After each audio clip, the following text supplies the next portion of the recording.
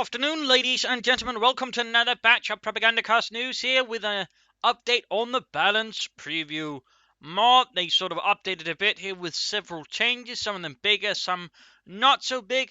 For the Wehrmacht, they've fixed more around with the Stugi, trying to make it more into an artillery piece, sort of a bit like the Sturmpanzer, just not as heavy and as impressive, but still more useful than sort of initially was in the balanced PU mod. So sort of more effective versus infantry, but it's not going to be very useful sort of as a counter to vehicles. So it's not going to be, what you call in deal with T-70s or Stuarts anymore, which is sort of one of the primary deals. Plus, it was really good versus infantry. So now it's sort of more specifically meant for dealing with infantry and support weapons with its sort of more arcing fire there. So again, it works sort of like a lighter Sturmpanzer 4 now, for those that so desire that. And of course, for those who again use sort of a stopgap measure, you're going to be disappointed. They've also changed the medic pack for the Wehrmacht to now also be able to heal the unit itself. And of course, the question is, might as well not just replace it, because I know it's kind of sort of getting a bit weird there. But, it's going to make it more useful. But there's still a question I think can't help but avoid, how about just replace it with something with a bit more utility at this point? And just leave it with a few units like, say, the Pioneers, but give the Grenadiers access to, say, grenades or marked target, or similarly with the Panzer Grenadiers, something a bit more there. Also, they fixed the 251 half-track not receiving in this year experience. That should also help that a bit more, but they should still, I think, buff the 251 half-track, a bit of light suppression, and some better armor, because at this point, there's really no excuse for that not being bulletproof with everyone getting anti-tank weapons easily.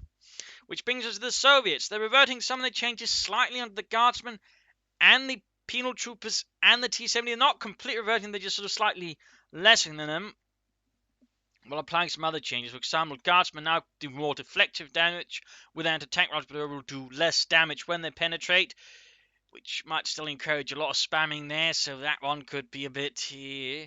But they're sort of still trying to make them a bit more useful. Penal Troopers now do more damage overall, to an extent that they become a bit easier to kill with veterancy.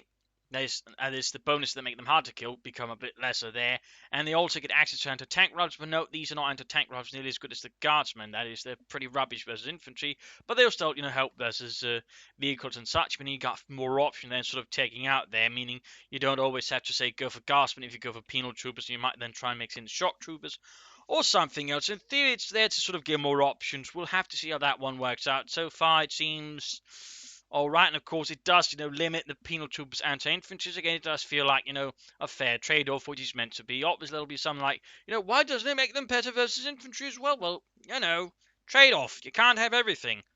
Get over it. T-70 slightly improved as well. Again, they're slightly reverting it. They're not giving it all the back. They're just slight improved AoE, but not much beyond that. British sappers now become a bit harder to reinforce. That is, they've literally put 3 bonus, which made them a lot cheaper to reinforce. Now makes them just a little cheaper to reinforce. They also now can only carry around 1 Bren, meaning they can't be double Brenners anymore, which will limit sapper spam in that department.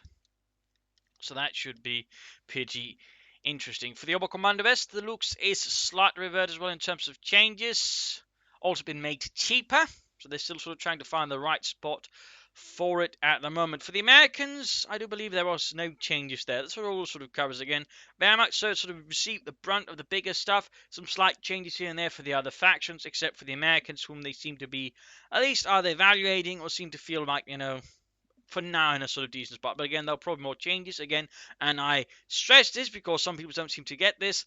There'll be more changes. And again, this patch seems to be lasting at least, or this mod, it's lasting at least until February, so there'll be a lot of changes, a lot of things being tried out.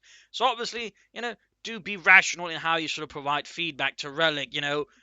Extreme things like, oh my god, you ruined the Soviets or the Americans or whatever is obviously not going to make you taken very seriously at all. So, a little detail there as well, to sort of try and make it easier for Relic to sift through all the, balanced discussions. And there are people who are very much taking, this, my god, now that my units are not overperforming, how shall I ever play the Soviets? Surely you do not wish for me to use tactics?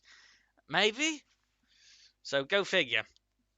But again, that's sort of what's happening right now. They're again sort of trying to sort out, I think, the current stuff before, I think, implementing sort of new changes in other units. So that should be interesting, how that ultimately works out. So there you go, your daily dose of Propagandacast news. Hopefully there'll be more next week with another update to the balanced preview mode. This is Bill Dane signing off and hope you enjoyed this video. Cheers!